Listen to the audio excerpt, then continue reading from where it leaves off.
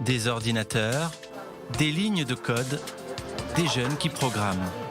Cette structure ressemble à s'y méprendre à une start-up. Mais ne vous fiez pas aux apparences. Ici, voici la question qui taraude ces esprits brillants. Et si la résolution des problèmes sociaux passait par la technologie ? Nous, on est une association à but non lucratif, d'accord ? Donc, en fait, lorsqu'on développe une solution pour des organismes en Israël, c'est pas payant. Nous sommes dans les locaux de Carmel 6000, à Jérusalem. Tous ces jeunes sont en fait des bénévoles qui ont décidé de faire leur service national civil plutôt que militaire. Triés sur le volet, ils s'investissent dans des projets technologiques à visée sociale, notamment dans les domaines de l'éducation, du bien-être et des soins de santé. Je travaille sur une appli pour les autistes. Les autistes ont du mal à comprendre le déroulé d'une histoire lorsqu'un prof leur raconte une histoire à l'école. Et ils ont besoin d'avoir une histoire personnalisée. La grande idée de Carmel 6000, c'est de développer des applications d'aujourd'hui et de demain pour répondre à des problématiques sociales. Personnes à mobilité réduite, autistes, seniors, femmes battues, les minorités les plus vulnérables qui représentent 13% de la population israélienne ne sont pas ici laissés pour compte.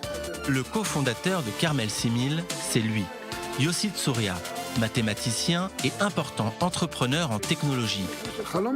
Les sociétés technologiques ont un potentiel incroyable de changer le monde. Il faut qu'elles assument davantage leurs responsabilités et développer des projets utiles à la société dans son ensemble, mais sans oublier les couches de population plus vulnérables. Mon rêve, c'est qu'Israël, qui est leader dans de nombreux domaines technologiques, devienne le pays en pole position dans le domaine de l'innovation sociale. L'initiative est soutenue par le ministère de l'Éducation et l'autorité du développement de Jérusalem. Le ministère de la Diaspora investit dès le départ 500 000 €. Mais le plus important mécène, c'est Amit, une organisation de volontaires promouvant Israël et la Torah. Ce service civil, il est génial puisqu'il permet vraiment de rentrer dans le monde de la high-tech et ça ouvre. Je pense que ça va m'ouvrir beaucoup de portes pour l'avenir. Lorsque le projet pilote est lancé en 2017, 2 femmes seulement y participent. La session 2018 accueille 30 personnes et les effectifs atteignent 60 jeunes en 2019. Ici, on développe de façon très sérieuse et de façon très assidue, comme vous pouvez le constater sur ce tableau qui détaille tous les paramètres d'un projet actuellement en cours de développement. Le mémorial de la Shoah en Israël, Yad Vashem, hôpitaux et associations sont les premiers à faire confiance à Carmel 6000. Depuis, c'est une vingtaine de projets par an qui sont ici en cours de développement avant d'être déployés dans le pays.